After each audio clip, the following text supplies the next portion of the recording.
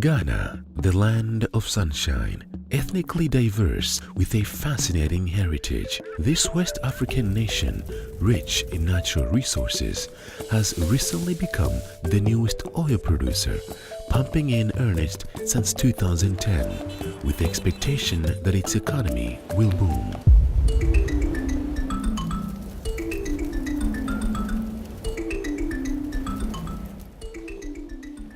Ghana has sustained a decade of economic growth, supported by economic reforms. We had in the 80s, in the 70s and the 80s, many years of negative growth. And we started a process of adjusting. So we've had reforms all over in the economy that have contributed to the growth rate that we're seeing that are inching up. Ghana is on its way to turning its economy around. Buoyant prices for exports, including gold and cocoa, are also contributing to Ghana's growth, as seen in the busy seaport of Tema in Accra. This economic growth spurt that came partly with the oil boom made big demands on the country's financial system. In fact, it was rapidly outgrowing the authorities' capacity to supervise and monitor its financial institutions, which pose a growing risk to the country's fragile financial structure. So Ghana turned to the International Monetary Fund for support in effectively supervising its financial system, since the IMF has exceptional expertise in this area, coupled with a long history of close engagement with countries around the world. The IMF's assistance was sponsored by Switzerland's State Secretariat for Economic Affairs, or SECO. Bridget Kwande is on the ground in Accra and manages the program. Banks are cropping up. The financial sector has become more and more complex. The risk factors related to this complexity are also increasing. Therefore, our collaboration with the IMF on the banking sector in particular is focusing on banking supervision and the central bank's capacity to identify risks, to analyze these risks, and then finally to translate this into actions. Millicent Nar explains the challenges the central bank was facing and why they needed help. We had to improve upon the supervisory and regulatory environment, trying to keep the banks in check so there are no excesses for them to create systemic risk for the individual who place monies with these banks.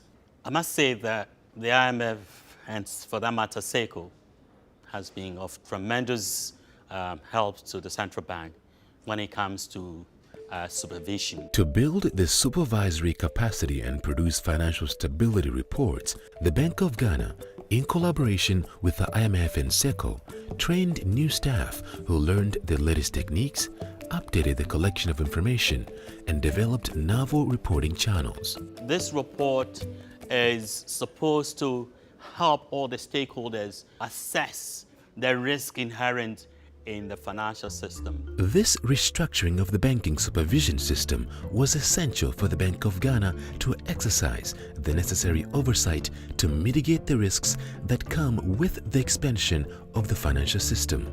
Under the watchful eye of the authorities, Ghana's fast-growing financial sector also saw an increase in demand for retail banking. To meet this demand, new technology was slowly being introduced to deliver new products.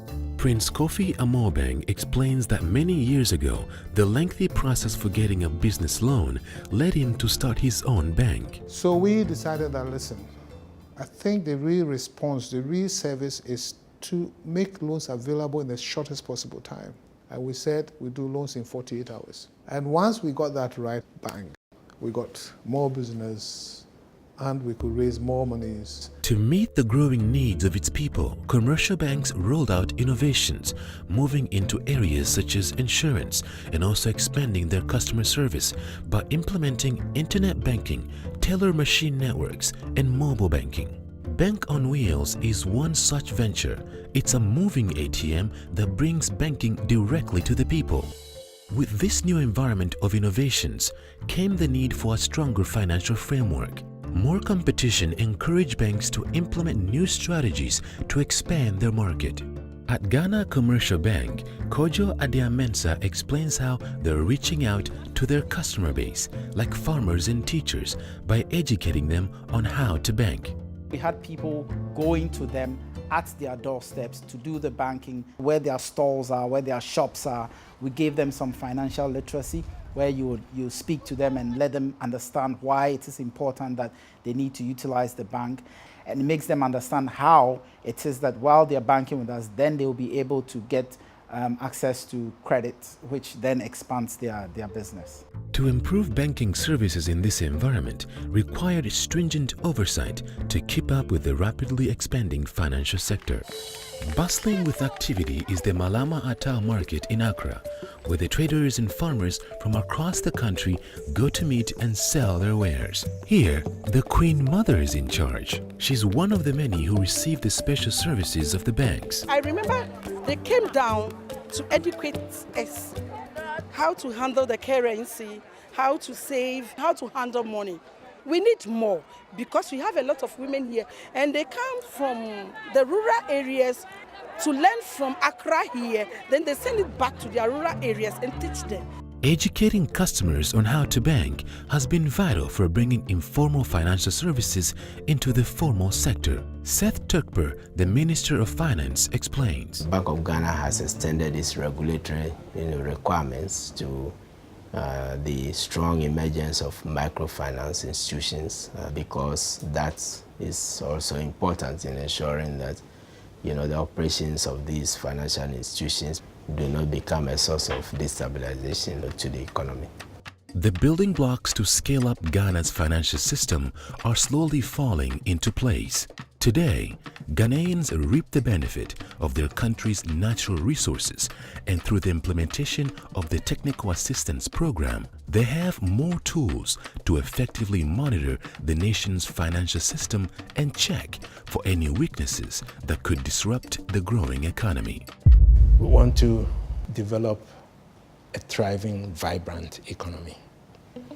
We can do that through better investments, through the utilization of the resources in a more efficient manner.